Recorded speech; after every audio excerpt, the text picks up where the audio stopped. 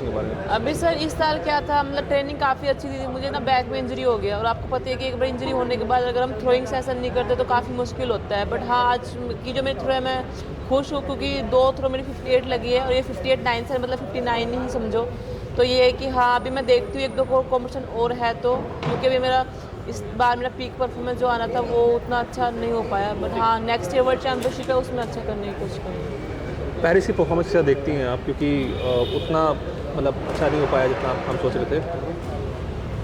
And अगर बात करें पेरिस के ऊपर तो अनु रानी किस तरह देखती है पेरिस परफॉर्मेंस को? सर मैंने ट्राई किया था मेरा बेस्ट करने के लिए, बट पता नहीं हो नहीं पाया क्योंकि वो इतना बड़ा प्लेटफॉर्म होता है कि प्रेशर मतलब हम नहीं चाहते फिर भी ले लेते हैं। और जो मेरा क्वालिफिकेशन आउट था वो एकदम सुबह को था, सुबह सुबह था, थोड़ा बारिश भी आ रहा था तो उतना मतलब अच्छा नहीं कर पाई। मतलब मैंने कोशिश किया था बट हो नहीं पाया। ये है कि हाँ, नेक्स्ट ओलंपिक्स में मैं अच्छा करने की कोशिश करूँगी। टोक्यो ओलंपिक्स 54 आई थिंक आपने क्वालिफाई मारा था। 52 52। हाँ। तो दोनों कंपेयर करेंगे तो अनु रानी के हिसाब से दोनों कंपटीशन में कौन सा आपके हिसाब से की बेटर रहा मेरे लिए, ये मुझे सीखने की बैटर तो कुछ भी नहीं था। जो लास्ट ओलंपिक्स था उसमें मेरे को 3-4 इंजरी था, नी, शोल्डर, बैक।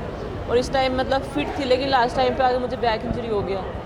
तो मतलब मैंने कोशिश किया था मेरा बेस्ट करूँ क्योंकि मैं मेरा अगर बेस्ट करी तो 63-82 में ब्राउन्ज मेडल होता, बट वो मिस नहीं हो पाया। शायद लक भी होता है कि क्योंकि इतने सारे एथलीट आते हैं, सब अपना बेस्ट ट्राई करते हैं। तो हाँ, इसको भी एक एक्सपीरियंस ही समझूंगी मैं, तो नेक्स्ट ओलंपिक्स में अच्छा करूँगी। एंड आई थिंक ये 2 साल की बात करूँ मैं तो शायद वो प्रेशर था कि अनु 60 नहीं लग रहा है, अनु से 60 नहीं लग रहा है। आपने इस सीज़न एक 60 बार आई थिंक मारा earlier this year.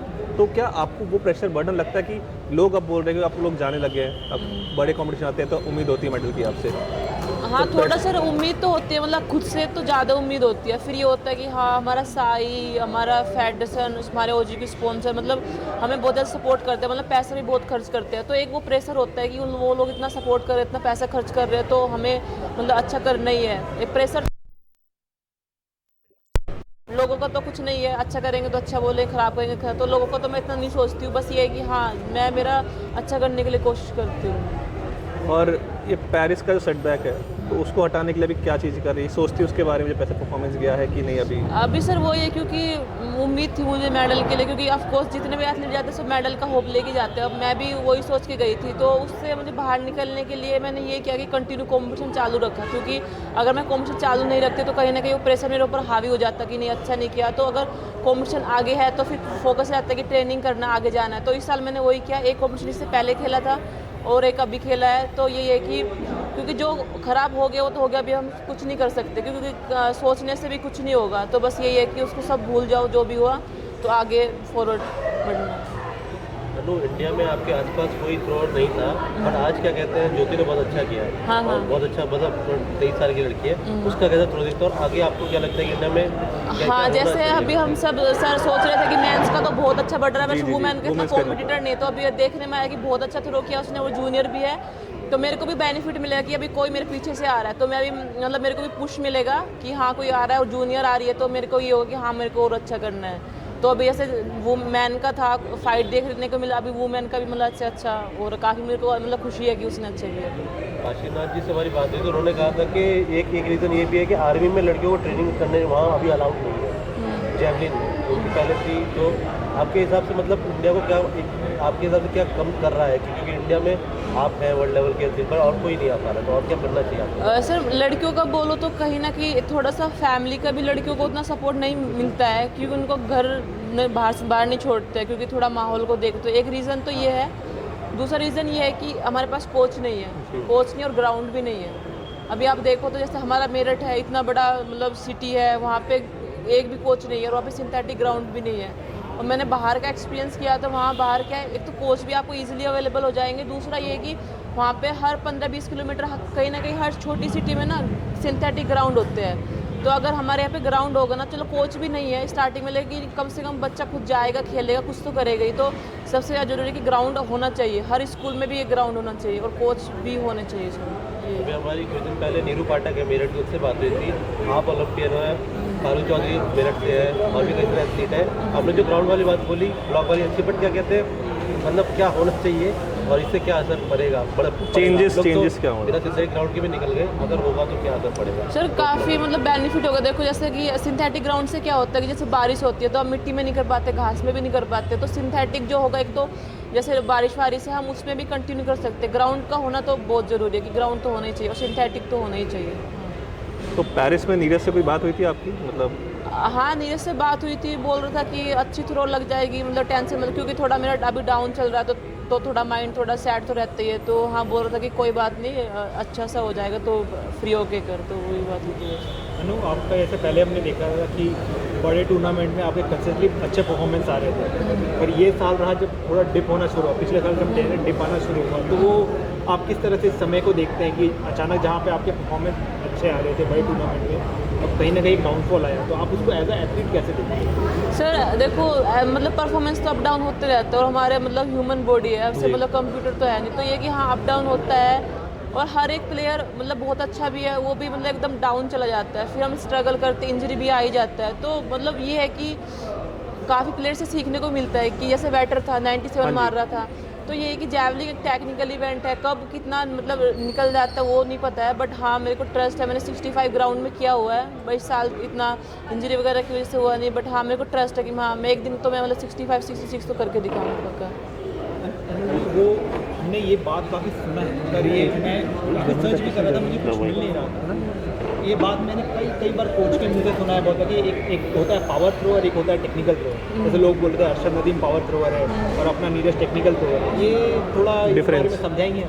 Difference sir ये होता है जैसे टेक्निक थ्रो में जैसे हमारी स्पीड भी आ जाएगी, स्पीड आ जाएगी, हमारी आर्म कहाँ पे रुकी हुई है, हमारा लेग्स कैसे मूवमेंट हो रहा है, वो है टेक्निकल।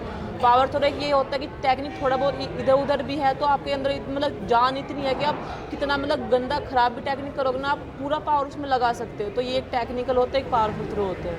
एंड तो आप किस कैटेगरी में? मैं ठीक बीच बीच में ही हूँ, क्योंकि मेरा टेक्निक अभी थोड़ा सा ख़राब हो रहा है, तो मैं कोशिश कर रही हूँ कि जो मेरा रनवे का स्पीड है ना उसको इम्प्रूव करने के लिए कर रही हूँ। एंड आप जर्मनी भी गए थे, वहाँ प्रैक्टिस की, तो उसका कितना हेल्प मिला आपको? अब वहाँ पे सर हेल्प तो मिला, लेकिन मेरे को बहुत ज़्यादा स्ट्रगल करना पड़ा, क्योंकि तीनों टाइम ट्रेनिंग थी, ट्रेनिंग करके खुद खाना बनाना मुझे पड़ रहा था, और फिर मैं वेस्टेड हूँ तो दिक्कत हो रही थी। मतलब हेल्प तो काफ़ी मिला, क्योंकि मेरे को सीखने को मिला कि यूरोप में मतलब यूरोप के थ्रोवर्स ऐसा क्या करते हैं, उनकी परफॉर्मेंस क्यों अच्छी है, तो वो मुझे चीज़ सीखने को मिली वहाँ पे, बट स्ट्रगल बहुत किया। कुछ ऐसे कुछ जो आपको लगा कि स्टैंड आउट था, जो आपको शायद यहाँ ना मिले, वहाँ मिला हो? बस यही था, माहौल था कि अच्छे प्लेयर साथ में करते हैं, फिर ग्राउंड का था और वहाँ का वेदर वगैरह ये होता है, बाकी तो बस यही था, ज़्यादा कुछ नहीं है।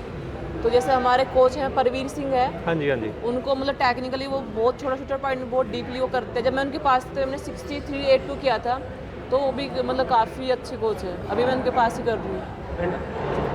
वेदर का कितना बड़ा किरदार रहा, क्योंकि आप टोक्यो में देखा हमने जहाँ पर काफ़ी गर्मी थी, और पेरिस में वहाँ भी गर्मी हमने सुनने को मिला, लेकिन यूरोप के हिसाब से हमारे लिए तो वो ठंडी होगा, तो आपके लिए वो कैसा एक्सपीरियंस, क्या फ़र्क? तो इस साल मैंने मतलब जर्मनी में ट्रेनिंग किया था, -8 डिग्री में किया था, क्योंकि मोस्टली हम बाहर इसलिए भी जाते हैं कि वेदर, क्योंकि मोस्टली कॉम्पिटिशन, क्योंकि हमें यूज है जितना गर्मी हम ट्रेनिंग करेंगे, बट जो ठंडी में हम ट्रेनिंग नहीं करते हैं, तो वहाँ पे जाके हम अपनी बॉडी को एडजस्ट करते हैं, फिर सोचते हैं कि मतलब ठंडी में किया है, अच्छे सेशन भी किया, तो एक कॉन्फिडेंस बिल्ड होता है कि हाँ वहाँ पे हम ठंडी में किया था, तो अभी कॉम्पिटिशन होगा तो हमें मतलब वो टेंशन नहीं रहती, वो माइंड फ्री हो जाते हैं उस तरह से। एंड आई थिंक मैं ये ओलंपिक से बाद काफ़ी प्लेयर से हमने बात की, मतलब जैसे निशांत हो गया, रितिका हो गया, तो वो लोग अभी मतलब जो होता है कि माइंड चिल करने कुछ मतलब कोई बाहर जा रहा है, कोई जिसको अंदर आप लोग ट्रेनिंग कुछ खा नहीं पाते, वो शायद वो चीज़ कर रहे हैं, आप ऐसा अलग क्या कर रहे हैं मतलब वो चीज़ हटाने के लिए? मतलब जैसे हमारा जैवलिंग है, जैवलिंग क्या फुली टेक्निकल इवेंट है, मतलब ऐसे देखेंगे तो लोगों को लगता है कि आए बस फाइट, लेकिन बहुत ज़्यादा टेक्निकल इवेंट है, तो हमारा तो मेन यही होता है कि फिटनेस तो रखना ही है, सही इंजरी फ्री होना है, दूसरा ये है कि टेक्निक बहुत इंपॉर्टेंट पार्ट है, मतलब टेक्निक पे काम करके फिटनेस को मेंटेन करके रखना है। एंड आई थिंक ओलंपिक 4 साल में एक बार आता है, ठीक है, पूरा देश बैठ के देखता है, लेकिन जब कोई एथलीट कुछ अच्छा नहीं कर पाता, वो कमेंट्स आना शुरू होते हैं कि यार ये तो बेकार है, ये तो अच्छा नहीं कर पाते या कर पाती, जो भी है। जब ऐसे कमेंट आप लोग देते कि 4 साल एक कमेंट देख लेते कि वो 4 साल जर्नी देखता है कि उसमें कहाँ से उठी है, कहाँ से वो प्लेयर आया है, तो जब आप ये कमेंट पढ़ते हैं अपने लिए या किसी के लिए देखते हैं, तो कैसा फील होता है? क्योंकि सर अभी हम लोग इतना साल स्पोर्ट्स करते करते, जब हम अच्छा करते तो सब साथ में आएंगे, सपोर्ट करेंगे, मैसेज की बहुत अच्छा किया, प्राउड करते हैं, लेकिन जब एकदम मतलब हम खराब करते हैं तो वही लोग बोलना स्टार्ट कर देते हैं कि नहीं नहीं कुछ नहीं होना, तो इतना साल हो गया, तो वो चीज़ अभी हम लोगों के लिए मैटर नहीं करती, क्योंकि हमें पता है कि हम कितना मेहनत करते हैं या फिर हम कितना कर सकते हैं, वो सिर्फ हमें ही पता है, वो बाकी लोगों को नहीं पता है।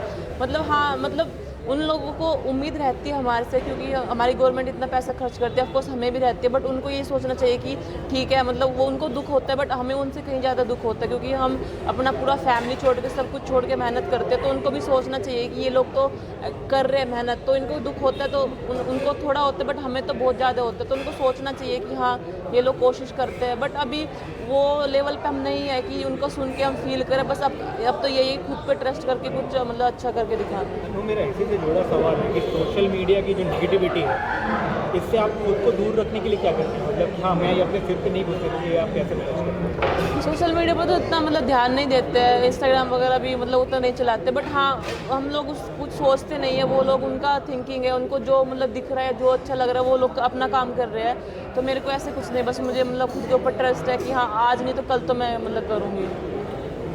अनु, क्या कहते हैं, ओलंपिक में मेंस जेवलिन में एशियन डोमिनेशन देखा अर्शद और नीरज, वुमेंस में भी हारुका का था। तो आप एज इंटरनेशनल जब आप सर्किट में जाते हैं, एशियन डोमिनेशन का क्या इफेक्ट पड़ता है जब भी आप इंटरनेशनल कंपटीशन जाते हैं? क्योंकि काफ़ी मतलब अच्छा लगता है, क्योंकि एशिया से ही कर रहे हैं, क्योंकि जैसे पहले जैवलिन में जो हब होता था वो यूरोप में होता था, यूरोप के बहुत तगड़े तगड़े प्लेयर थे, तो अभी क्या एशिया में भी आ रहे हैं। काफ़ी अच्छा लगता है कि हाँ, अपने एशिया के अच्छा कर रहे हैं, एक मतलब एक बूस्ट मिलता है, एक दूसरे को सपोर्ट भी मतलब होता है।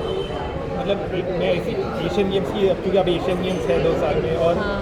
आपके लिए खासकर वो चाइना के थ्रू हमेशा परेशान करते हैं, तो एक मतलब लेवल जो कंपटीशन जो है वो ओलंपिक से कुछ कम नहीं है, तो आप तो कैसा प्रिपरेशन करें? उसके लिए सर वही है कि दिन भी डिपेंड करता है। बस मेरा तो ये है कि हाँ, मुझे अपना 100% अच्छे से ट्रेनिंग करना, खुद के ऊपर फोकस करना है। वो तो बाकी तो दिन के ऊपर है, अच्छे करने वाले अच्छे भी नहीं कर पाते, और जो अच्छा नहीं करते वो भी अच्छा कर लेते, तो वो तो कुछ नहीं है, बस हमें अपना बेस्ट देना है। और अभी आपने देखा भी होगा ओलंपिक्स में 63 to 8 में ब्राउन्ज मेडल गया था, और जैसे कि बाकी लड़की 70 मीटर की भी थी, 68 की, 65 की। तो बस हमें सिर्फ खुद पे फोकस करके ट्रेनिंग करना है, वो तो दिन के ऊपर डिपेंड है कब किसका थ्रो जाता है, बस वही चीज़ें ध्यान में रखते हुए। Thank you so much Anu and all the best for the future. Thank you. Thank you.